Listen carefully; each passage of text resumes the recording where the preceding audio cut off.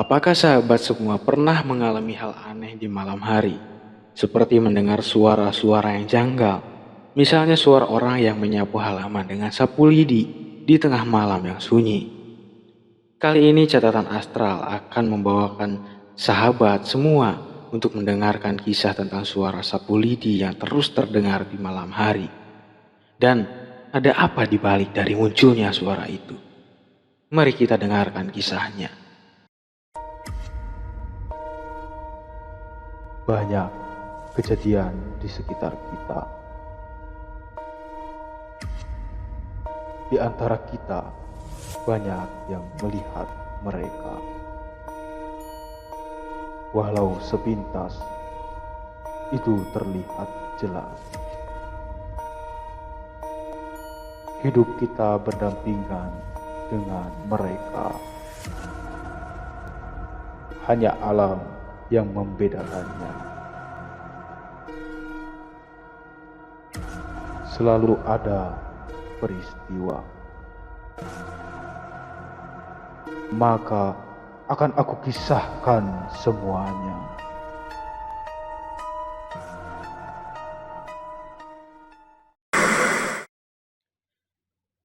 Di tahun 2005 silam yang lalu, Agung mengalami kejadian yang susah dan tidak bisa ia lupakan hingga kini. Semua berawal saat ia sedang menjalani sebuah KKN di salah satu desa. Desa yang ia datangi sangat jauh dari pusat kota. Bangunan rumah di desa itu mayoritas masih terbuat dari bilik kayu. Di hari pertama Agung harus beradaptasi dengan keras dari lingkungannya di kota ke tempat ia melakukan KKN itu yang menurutnya berbanding terbalik 180 derajat. Hingga setelah 1 minggu, ia baru bisa beradaptasi dan mulai terbiasa dengan keadaan di sana. Ia dan timnya menginap di salah satu rumah yang bernama Pak Marto, yang sebetulnya rumah itu jarang dihuni karena Pak Marto punya satu rumah lagi di dekat balai pertemuan yang kelihatannya lebih baik dari rumah yang ditinggali sementara oleh Agung dan rekan-rekannya. Hari-hari berlalu, Agung sebenarnya sudah mulai betah tinggal di sana. Namun saat di malam hari, Agung selalu tak nyaman di rumah itu. Bukan karena bangunannya yang terbuat dari bilik ataupun fasilitas yang tidak lengkap yang membuat Agung tidak merasa nyaman. Tapi aura saat malam tiba di rumah itulah yang kerap membuat Agung tidaklah nyaman. Entah kenapa Agung pun selalu mencari alasan kenapa ia selalu merasa tidak nyaman di sana. Sebetulnya rumah itu juga terletak di sudut kampung yang jauh dari rumah-rumah warga lainnya, karena terhalang oleh kebun mangga yang cukup luas dan lebat. Jadi Pak Marto baru akan tinggal di sana untuk beberapa hari di saat menjelang panen buah mangga di kebunnya tiba, untuk menjaga hasil kebunnya dari orang-orang atau hewan yang kerap merusak dan mencuri buah mangga yang hendak dipanennya. Satu malam Agung sedang mengerjakan tugas kuliahnya di teras rumah itu. Sebetulnya belum terlalu malam, sekitar pukul 8 kala itu. Agung mengerjakan tugasnya seorang diri di teras rumah itu, ditemani dengan lampu yang redup yang terpasang di atap teras rumah itu. Sedangkan teman-temannya berada di dalam. Seiring waktu berlalu, perhatian ia tertuju pada salah satu sudut di kebun itu. Pada satu pohon mangga yang sangat lebat. Bukan karena pohon itu yang lebat, tapi perhatian Agung tertuju ke pohon itu karena ia mendengar suara orang tua yang batuk dari sana. Agung pun terus berusaha agar fokus kembali ke pekerjaannya yang belum usai. Namun suara batuk itu terdengar beberapa kali dari sudut kebun itu. Hingga saat Agung sedang memperhatikan suara itu, Bayu datang dan menepuk pundak Agung hingga Agung kaget. Dengan rasa heran, Bayu bertanya, "Kenapa, Gung? Serius banget lihat ke pojok, emang ada apa?" Bayu heran dengan Agung karena terlihat begitu serius melihat sudut kebun yang gelap itu. Sambil mengusap dada karena terkejut, Agung menjawab, "Kamu denger suara orang tua batuk nggak, Bay?" Bayu yang baru menghampiri Agung di teras itu tentu tidak mendengar suara apapun dari luar sana. Akhirnya Bayu mengajak Agung untuk masuk dan mengerjakan tugasnya di dalam rumah itu. Masuk saja, Agung. Kerjain tugasnya di dalam saja. Lagian di luar sini banyak nyamuk dan sudah malam juga. Anginnya juga dingin. Nanti masuk angin kamu, Gung. Mendengar hal itu, Agung pun ikut masuk ke dalam rumah itu. Dan karena hari sudah larut dan Agung sudah merasa lelah, Agung pun menyimpan tugas-tugasnya di atas rak di kamarnya dan ingin segera tertidur. Setelah semua tugasnya tersimpan rapi, Agung pergi ke kamar mandi yang terletak di samping rumah itu. Ya, kamar mandinya terpisah dari rumah itu. Kamar mandi itu terletak tepat di samping rumah itu. Dan sama, kamar mandi itu hanyalah sumur dengan tali katrol di atasnya untuk menimba air terlebih dahulu jika ingin menggunakannya. Dan dikelilingi oleh bilik kayu dengan atap yang hanya ditutupi oleh terpal yang sudah mulai bolong. Di sana Agung mencuci kaki dan muka terlebih dahulu sebelum tertidur. Saat masuk kembali ke dalam rumah, Agung melihat Bayu dan Rido yang sedang berdiri di teras tempat ia tadi mengerjakan tugas. Agung menghampiri mereka dan bertanya kepada Bayu dan Rido, "Kenapa kalian malah keluar lagi? Bukannya tadi udah mau tidur?" tanya Agung pada mereka. "Iya, Gung. Tadi aku dengar suara orang yang nyapu tengah malam gini dari depan. Kirain kamu, soalnya kamu gak ada di kamar," jawab Rido. "Loh, kok aku gak dengar apa-apa? Padahal aku habis dari kamar mandi tadi," sahut Agung. "Sudahlah, mungkin itu hanya suara daun-daun kering yang tertiup angin," ujar Bayu sambil merangkul Rido dan Agung masuk ke dalam untuk beristirahat. Seusai itu mereka bertiga masuk ke kamarnya masing-masing untuk tidur karena besok masih banyak kegiatan yang harus mereka jalani. Keesokan harinya seusai melakukan kegiatan yang cukup panjang, mereka bertiga kembali ke rumah gubuk itu di sore hari menjelang matahari tenggelam. Saat baru sampai di rumah gubuk milik Pak Marto itu, ternyata Pak Marto sudah menunggu mereka di depan rumah itu. "Hei anak-anak," sapa Pak Marto dari jauh saat melihat mereka bertiga. Agung, Bayu, dan Rido pun melangkahkan kakinya lebih cepat menuju Pak Marto. "Iya Pak, ada apa ya? Sore-sore gini datang ke sini," tanya Agung. "Jadi gini nak, setelah beberapa hari ini kalian ngerasa nyaman gak tinggal di sini?" tanya Pak Marto. "Oh, kami nyaman-nyaman saja Pak tinggal di sini. Emang kenapa ya Pak?" tanya Rido. "Jadi gini nak, kalau ada apa-apa bilang saja ya. Jangan malu. Bapak khawatir kalau terjadi apa-apa pada kalian, walau bagaimanapun kan kalian tamu Bapak. Jadi semuanya juga tanggung jawab Bapak selama kalian di sini," ujar Pak Marto. "Oh iya Pak, makasih. Kami jadi merepotkan Bapak seperti ini," jawab Agung. "Oh enggak. Bapak justru senang karena kebun Bapak ada yang jagain deh," ujar Pak Marto sambil tertawa. "Oh iya nak. Kalau gitu, ini ada sapu lidi buat bersihin halaman. Tolong ya, usahain biar halaman rumah ini disapu tiap pagi dan sore hari. Biar bersih, biar aman sama biar nyaman aja ya nak. Lagian daun-daun kering pohon mangganya kan lagi banyak yang rontok tuh," pinta Pak Agung sambil memberikan sebuah sapu lidi pada Agung. "Oh iya Pak, siap. Maaf, kami belum sempat bersihin tempat Bapak kemarin-kemarin," ujar Agung. "Oh iya, nggak apa-apa. Lagian biasanya setiap sore Bapak selalu kesini buat bersihin. Tapi akhir-akhir ini Bapak lagi sibuk sama lagi gak enak badan. Jadi Bapak baru kali ini datang ke sini," jawab Pak Marto. Setelah itu Pak Marto pamit untuk pulang ke rumahnya karena hari sudah mulai gelap. Keesokan harinya Agung, Bayu, dan Rido tergesa-gesa untuk mandi karena mereka bangun kesiangan.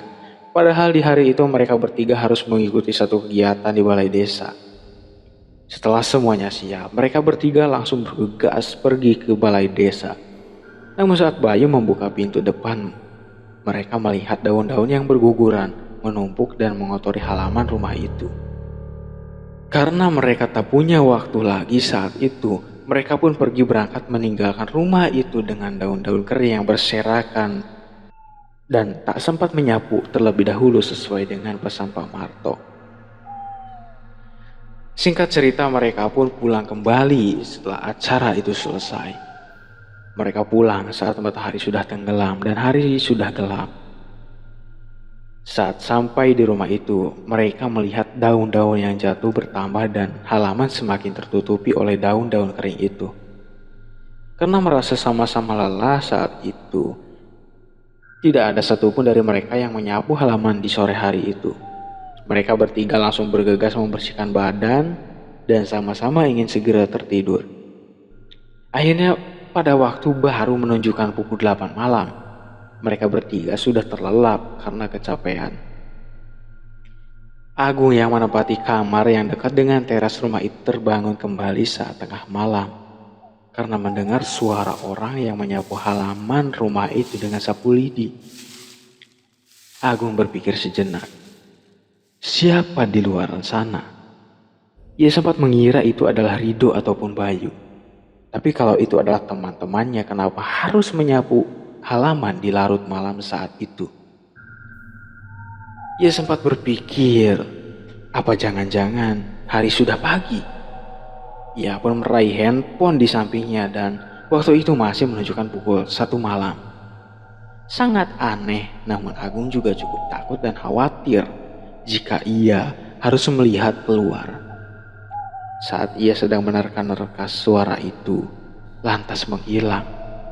Menyadari hal itu, Agung kembali ke tempat tidurnya dan kembali tertidur dengan rasa penasaran yang masih tersimpan di benaknya. Singkat cerita, di pagi hari, Agung terbangun dengan Rido dan Bayu sedang mengobrol di ruang tengah. Agung datang dan langsung bertanya, "Dok, apa kamu yang menyapu tadi malam? Atau kamu, Bay?" Tanya Agung pada teman-temannya. "Loh, kami kira kamu, Gung. Barusan aku sama Rido lagi ngomongin itu. Kita juga malam dengar suara orang nyapu tapi agak takut buat lihat keluar," ujar Bayu. Mendengar hal itu, Agung merasa bingung dan langsung melihat keluar. Mereka terkejut karena melihat halaman yang tadinya kotor dengan daun kering yang berserakan mendadak bersih. Daun-daun kering itu terkumpul dengan rapi di sudut kebun, di mana tempat itu adalah tempat Pak Marto membakar sampah termasuk daun-daun kering di kebun itu. Dan sapu lidi dari Pak Marto masih tersimpan di tempatnya. Mereka bertiga saling menatap satu sama lain. "Ini serius, bukan kalian yang nyapu? Aku malu kalau yang nyapu itu Pak Marto," ujar Agung kala itu. Tapi bagaimana mungkin Pak Marto datang ke kebun itu dan menyapu di malam hari? Rasanya mustahil deh, cetus Bayu sambil memegang dagunya. Saat itu suasana menjadi hening dan Agung memecah keheningan itu dengan mengajak Rido dan Bayu untuk bersiap pergi ke balai desa lagi untuk melanjutkan kegiatan selanjutnya. Dan akhirnya mereka bersiap. Mereka pun berangkat kembali ke balai desa. Di sore hari mereka kembali pulang dan mendapati daun-daun kering dan sampah sudah mulai mengotori kembali halaman rumah bilik itu. Dan seperti biasa, karena rasa lelah, tidak ada satupun dari mereka yang menyapu halaman rumah itu di sore hari, seperti pinta Pak Marto. Dan mereka bertiga pun tertidur kembali pada pukul 9 malam itu. Dan seperti biasa, masing-masing dari mereka kembali mendengar suara sapu lidi yang sedang dipakai pada malam hari, tepat pada pukul 1 seperti kemarin. Dan keesokan harinya, mereka semua mendapati daun-daun dan sampah itu sudah terkumpul kembali dengan rapi di sudut kebun itu.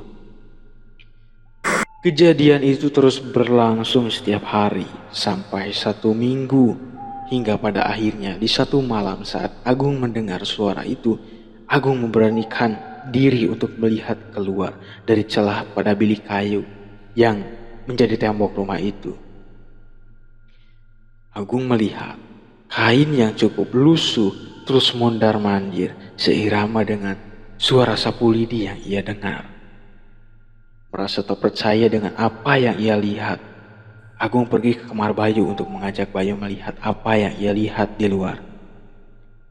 Namun, saat Bayu baru sampai di kamar yang ditempati Agung untuk ikut mengintip dari celah bilik, suara itu nampaknya telah hilang dan kain lusuh itu juga sudah tak terlihat. "Kamu ngimpi kali, Gung. Masa ada kain ngelayang-layang sih?" ucap Bayu sambil menggisik-gisik matanya yang masih berat.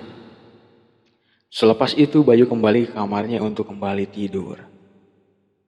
Agung pun keheranan dan penasaran dengan apa yang baru ia lihat. Ia sempat berpikir apakah itu yang orang-orang sebut kuntilanak.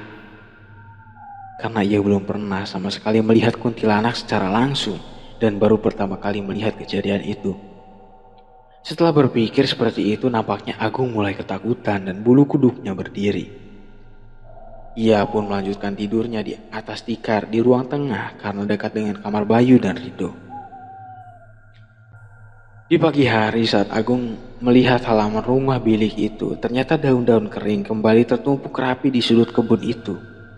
Ia pun mulai heran dengan kejadian yang terus berulang-ulang itu. Di malam harinya setelah mereka bertiga pulang dari balai desa seperti biasanya, mereka sengaja tidak menyapu halaman lagi agar suara sapu di tengah malam kembali terdengar dan mereka bertiga akan mencari tahu sumber dari suara itu. Karena sudah sangat penasaran dengan hal itu. Tepat pada pukul 11 malam mereka sengaja berkumpul di kamar Agung yang Tepat pukul 11 malam, mereka sengaja berkumpul di kamar Agung dan sudah siap menyaksikan apa yang Agung saksikan malam kemarin. Angin malam terus datang bergiliran menghantam pohon-pohon mangga di kebun itu dan membuat daun-daun kering terus berguguran. Tiba-tiba, terdengarlah kembali suara orang yang menyapu dengan sapu lidi itu.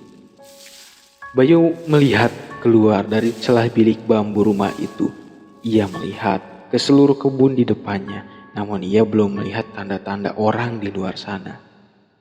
Dan saat itu juga suaranya masih jauh, masih berasal dari sudut kebun itu. Namun seiring waktu, suara itu nampaknya semakin dekat dengan mereka. Agung dan Rido pun ikut mengintip keluar. Mereka semakin serius untuk mengamati keadaan. Lihat ke pohon yang agak rimbun itu di sebelah kiri dekat pohon yang masih kecil, sahut Agung tiba-tiba. Wah, apa itu? Kok seperti kain yang melayang-layang? Jawab Rido dengan suara yang kecil. Mana? Kok aku belum lihat? Jangan ngarang kali ya, kata Bayu dengan nada penasaran. Tak lama berselang suara itu semakin dekat dan ternyata sosok kain itu semakin jelas dan semakin besar nampaknya. Hingga Bayu pun melihat juga sosok itu. Wah, apa itu? Kok besar? Apa jangan-jangan itu kuntilanak? Ucap Bayu dengan nada getir. Mereka bertiga melihat sosok yang sama, yaitu sosok kuntilanak dengan perwujudan besar dengan rambut yang menjuntai ke tanah. Namun kakinya melayang dan tidak melangkah.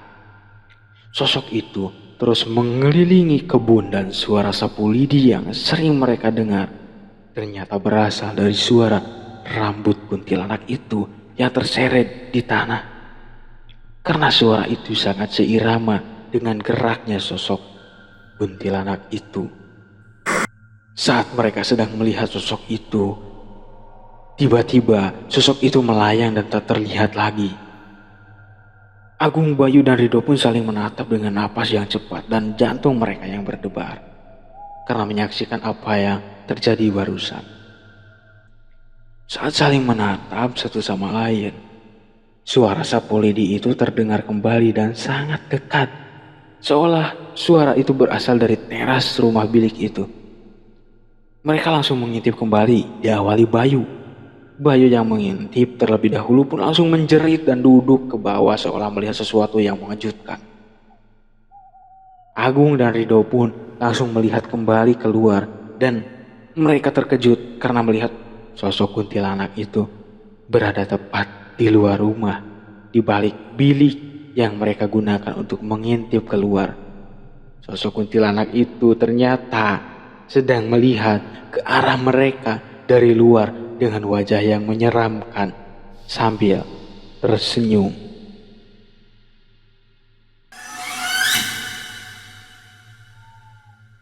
Apakah itu adalah sosok yang sering membersihkan kebun mangga di dekat rumah bilik yang mereka tempati saat itu karena jarang dibersihkan oleh Bayu, Rido, dan Agung?